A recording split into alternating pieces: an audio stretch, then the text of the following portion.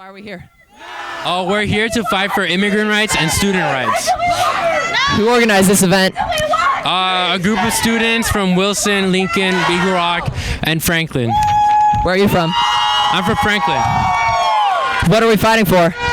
We're fighting for LAUSD to protect our students, to make sure that they are clear on their policies on how they're going to take on action when ICE goes to our schools. Because Trump has made policies that will affect all the student body. Franklin is a majority of Latino students. And so if we are not transparent with how we're going to protect our students, then we're gonna walk out. We're gonna do this. We're gonna do this until we get what we want. How much is LAUSD done for our Chicano and immigrant students? I mean, maybe a plaque for the 1968 walkouts, but we are in a lawsuit right now with LAUSD because they're not funding our school arts programs at our school. That's interesting. What happened? So basically, they had, it was somewhere between millions or billions, but they had that allocated for art programs at our school, and they were keeping that to themselves and not giving it to the schools. And I'm a firm believer that murals are a reflection of our community, and that we need our programs in our schools to show the beauty of the Latino community. That's awesome. Is Trump a fascist? Heck yeah. What's your? Do you have any political idols? I mean, I don't seem to idolize people, because then we get into that conflict of, oh, there's this good and then there's this bad, like Cesar Chavez. But still, I will still say Dolores Huerta, my dad, who was an activist during the 90s, and just, you know, all these students that are here today. I mean, this is a beautiful time to be alive. We got the brown berets here. How did that happen? We had a connection with some students at Wilson, and yeah, we just, they've been so supportive on keeping the students safe, on keeping this movement safe and peaceful. Defund ICE? Yes. What happens if ICE shows up today? If ICE stands up today, we're going to keep on chanting. We're going to make sure that they don't take any of our students, because we have a right to be here. This is stolen land. That's nice. Thanks so much. Thank you so much. Thank you. Hell yeah.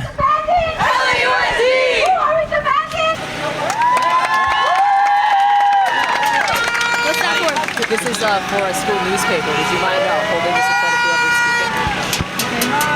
This is for wait, what do I do? It's a school newspaper. It's recording for a school newspaper. I think you should do your speech right now. Does anyone have a speech? Are we doing speeches? Okay, we're gonna split the demands first. Okay. Alejandro, if you wanted to. Wait, you chose 4, right? So 3 or 4 you can. I'm waiting for them to talk. This is the recording for a school newspaper. So they said basically whoever's speaking, we can put. I'm gonna hold the mic for them. Oh, okay. Yeah, we're gonna get to that. Hey, who's speaking?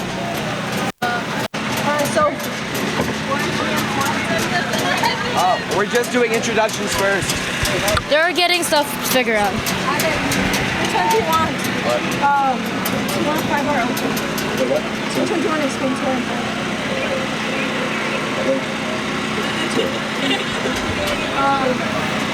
Who else wants to say a demand? Here, I can say one. Yeah. I'll say which one? 5. That's Okay. schools provide noise. I'll say it.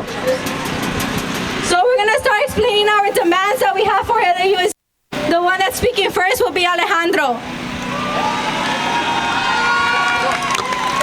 I'm gonna hold it too. I'll just hold it. It's okay, I'll hold it. We're demanding for LAUSD to bring dream centers across all LAUSD schools, so that immigrant students and all students have the support from our schools. Who's number 2?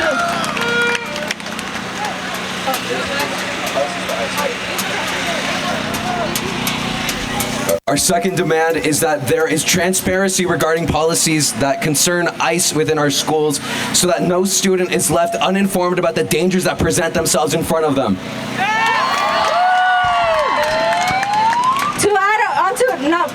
To add on to number 2, the reason we want transparency, we want to know what admin is going to do to protect us. It's not fair that students or parents don't know the steps of what they're going to take if ICE arrives onto campus. So that's what we want to do. The next one, number 3, is warning students ahead of ICE arrival.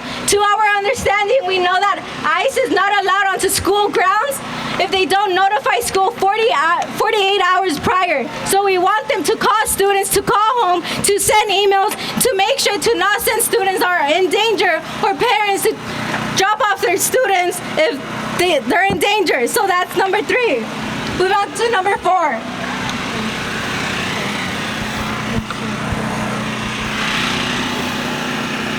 Do y'all know about Jocelyn Rojo Carranza? She was an 11-year-old girl in Texas who was bullied. Kids threatened to call ICE on her family, and she committed suicide. That's the effects of what's going on right now. Little kids are terrified. So it is our job, and we are demanding that the schools provide more psychiatrists and mental health services. Because if this happens, we need to make sure that students are safe, not just physically, but emotionally. Can you hold it for me? Can I see the phone? I don't have it.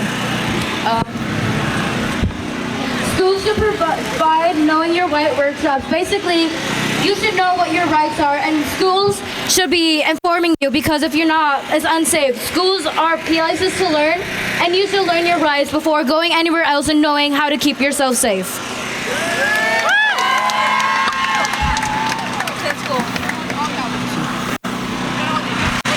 Excuse political absence.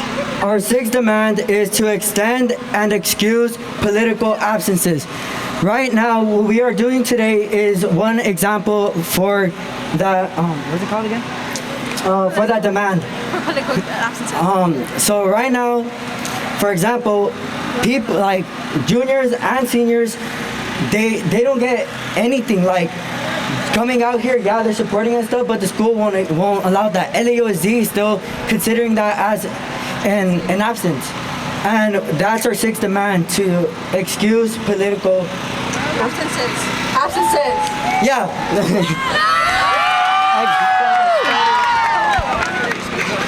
We're going to move on to student speeches. Can I do a speech too? I have one too. Yeah. Okay, I'll do one after. Good afternoon, everyone. We are here today not just to demand change, but to make it clear that we see through the distractions, the empty words, and the systems designed to keep us in line. We are told to follow the law, to act right, to accept the way things are. But what happens when the law itself is unjust? What happens when the system punishes instead of rehabilitates, criminalizes instead of protects, and turns a blind eye to the real violence happening into our communities? Western media will focus on a broken window, a spray-painted wall, or a few overturned trash cans, but not on the detention centers that separate families, not on the race that terrorize children, not on the systematic oppression that has existed for generations. They want us to believe that property damage is violence. But what about the state-sanctioned violence that rips people from their homes? What about the violence of locking human beings in cages, of treating immigrants as criminals, of making them live in fear every single day? This is the violence that we should be talking about, and that is why we are here. This country was built by immigrants, by enslaved people, by the same communities, and now seeks to oppress. It was built on the backs of people who were never meant to survive, yet we did. Not by staying silent, not by complying, but by resisting, by fighting back, by demanding something better. And it has always been young people at the forefront of the fight, from the East LA walkouts to the civil rights movement to today. Students, young activists, and those who refuse to accept oppression as the status quo have driven every major fight for justice in this country. And now we are taking place in that fight. This government is so committed to its cycle of violence that it is even deporting Native Americans, the very people whose land this belongs to, whose ancestors were here long before the borders existed. The United States has spent centuries erasing, displacing, and exterminating indigenous people, and now they are being deported from the land that was stolen from them. What does that tell you about this country's laws, about its so-called justice, and who gets to belong and who doesn't. We refuse to be led to believe that this kind of violence, not just the violence of detention centers and deportations, but the psychological violence of fear, of uncertainty, of being treated as less than human, is something that we must accept, that we must tolerate it, that we must expect it. But we reject that. We reject their attempts to normalize injustice. We reject the fact that our lives, our families, and our communities are expendable. And we demand action, not just words and not just promises. Tangible change that protects students and their families. And that is why we are here, and that is why we made our 6 demands for dream centers, because spaces where undocumented and mixed status students can access legal aid, services, and academic support is crucial. If LAUSD claims to be a sanctuary district, then they need to provide real resources, not just words.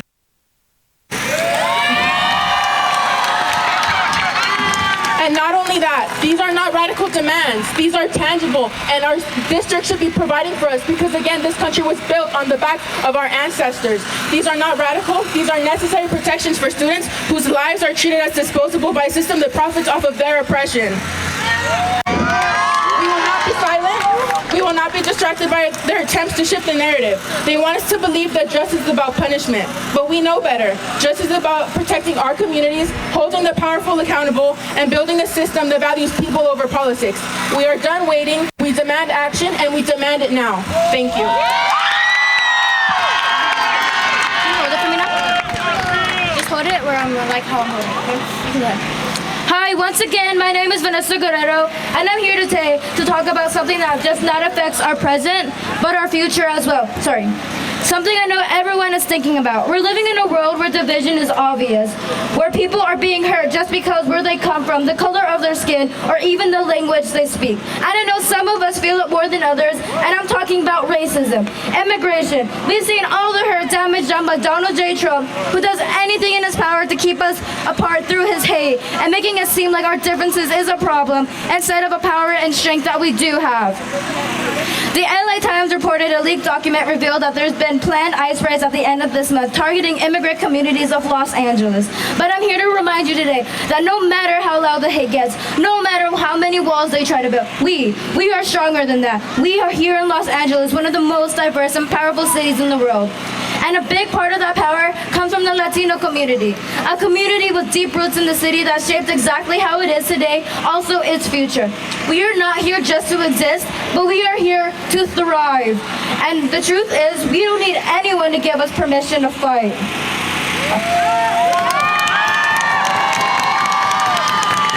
For too long, we've been asked to wait and just ask for better laws, but we all know relying on the law is not enough. It's our responsibility to fight for our change. It's our voice, it's our strength, it's our action that will keep us and bring justice to our streets. We must keep the walkouts going. Trump is slowly pulling away just because what we are doing. We can't afford to wait any longer. We've seen families torn apart. We've seen people being discriminated just for speaking Spanish. Our community has been pushed way too far. It's easy to feel discouraged. But let me say, I've seen the power in our community. I've seen us stand together and demand for what is right. You, all of you, being here shows the world that we're not afraid to go down without a fight. We are the change. It's easy to feel angry, trust me, I am too. But let's use that anger to fuel action. The way change happens is fighting for others, standing up not just for ourselves, but for every person who feels like they don't have a voice. We demand equal treatment for every human being, no matter their background, their skin color, or place of birth. Let's be clear, Trump and others like him will do anything to divide us. Try to make us believe that we don't belong, that our families don't deserve to be here. But they don't know us, they don't know our strength, they don't know our history, and they definitely don't know what it means to be part of a great community like this. We are not asking for strong enough. The question is, are we ready to act? Are we ready to stand together? Because the moment is now. We can no longer wait in this oppressive system. Having this victory will make us stronger. We are the inspiration. We have the power to change and influence the world. We are the ones they've been waiting for. So let's rise up. Let's demand for what is ours and make sure our voices are heard. You have the strength in the community behind us. We are the power to change the world, and together we can do it. Thank you.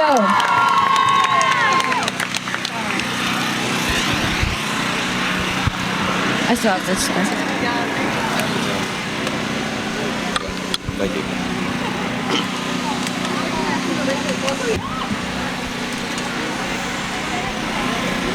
Hello again, and thank you to all of you who are present today. You are the change, you are the people, you are the voices that will prove that we do have a say in our America. We do have a say in our government. The government is the people, and that is you. Thank you all for being here. Recently, we have seen the mighty migrant worker as a dependable and honest civilian, but now they have become the targets of hatred and hunting as the ones that we know as workers, friends, or even parents facing the risk of being punished for being present in America. Recently, some students are presently aware of this reality, some aren't, but the reality is that the Trump administration signed many executive orders in order to make ICE more present within our communities. Tell me, how are they trying to remove Mexicans from Los Angeles? Does that not make no sense? I ask that you stand here aware that they are trying to remove you from your home. People that don't care about your stories are trying to write your endings. There is no justice in this. There is no justice in the removal of sanctuary zones that made it so that churches, hospitals, and schools were safe from ICE raids.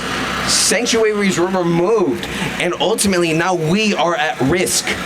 Regardless of your stance on immigration and policies, we can agree that there is no justice in causing mass fear within our communities that prevents citizens from feeling sheltered in places of worship, secure in hospitals, and safe in schools. Those of us who have documents may not have anything to fear, but the many people within our communities may not have those same privileges. It is up to us, the privilege, to assist those who cannot be granted the same liberties, for our parents, for our friends, for our dream centers, for our communities. Ultimately, this is an act of prevention. We are preventing ICE from entering schools before they decide to simply ignore and go against our basic human rights. We wish to show the fear caused by the executive orders and that made it so our community is a hotspot for ICE officers.